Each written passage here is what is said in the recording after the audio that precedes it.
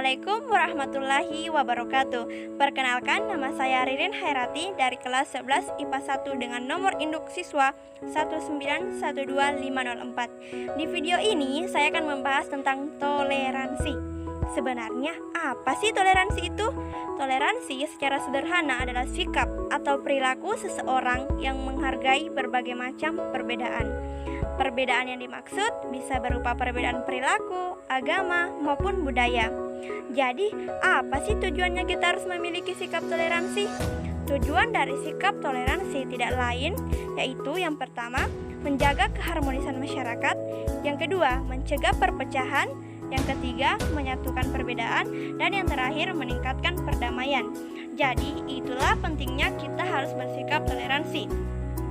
Selanjutnya, saya akan menceritakan salah satu kisah inspiratif dari Hasan Al-Basri.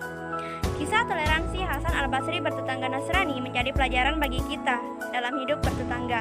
Kekaguman para sahabat dan murid-muridnya tak menggetarkan pribadi Hasan Al-Basri untuk tetap hidup penuh kesederhanaan.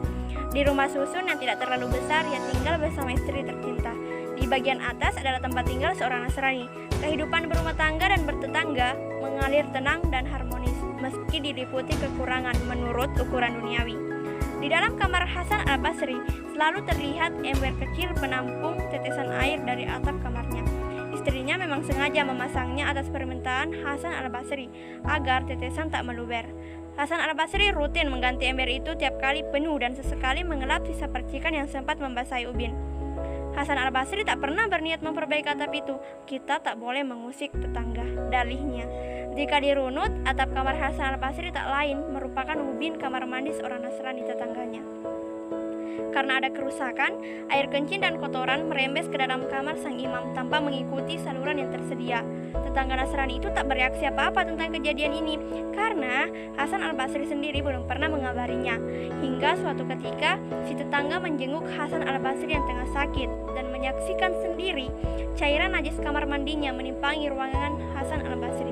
"Imam, sejak kapan engkau bersabar dengan semua ini?" Tetangga Nasrani tampak menyesal. Hasan Al-Basri hanya terdiam memandang sambil melempar senyum pendek. Merasa tak ada jawaban, tetangga Nasrani pun setengah mendesak, "Tolong katakan dengan jujur, wahai imam, ini demi melegakan hati kami." Dengan suara berat, Hasan Al-Basri pun menimpali, 20 tahun yang lalu. "Lantas, mengapa kau tidak memberitahuku? Memuliakan tetangga adalah hal yang wajib. Nabi kami mengajarkan, siapa yang beriman kepada Allah dan hari akhir, maka muliakanlah tetangga Anda, dan Anda adalah tetangga saya," tukasnya lirih. Tetangga Nasrani itu seketika mengucapkan 2 kalimat syahadat. Nah, itulah kisah toleransi yang dicontohkan oleh Hasan Al-Basri, di mana hadis yang dikemukakannya lengkapnya berbunyi, An Anasi radhiyallahu anhu anin Nabi sallallahu alaihi wasallam qala, "Wallazi nafsihi biyadihi la yu'minu 'abdu hatta yuhibbu li jarihi wa ma yuhibbu li nafsihi." Yang artinya, dari Anas radhiyallahu anhu, sesungguhnya Rasulullah Shallallahu alaihi wasallam bersabda, "Demi Allah yang jiwaku di tangannya, tidaklah beriman seorang hamba sehingga dia mencintai tetangganya sebagaimana dia mencintai dirinya sendiri." Hadis riwayat Bukhari Muslim. Jika diamati lebih dalam, kisah di atas mengandung pesan yang menarik, yaitu tentang kerukunan dalam hidup bertetangga, meski terhadap orang yang berbeda agama sekalipun. Karena itu, tetangganya Nasrani pun menjenguknya ketika ia sakit. Ini menunjukkan hubungan toleransi di antara mereka. Jadi, siapapun yang menonton video ini, semoga bisa meneladani sikap dari Hasan Al-Basri.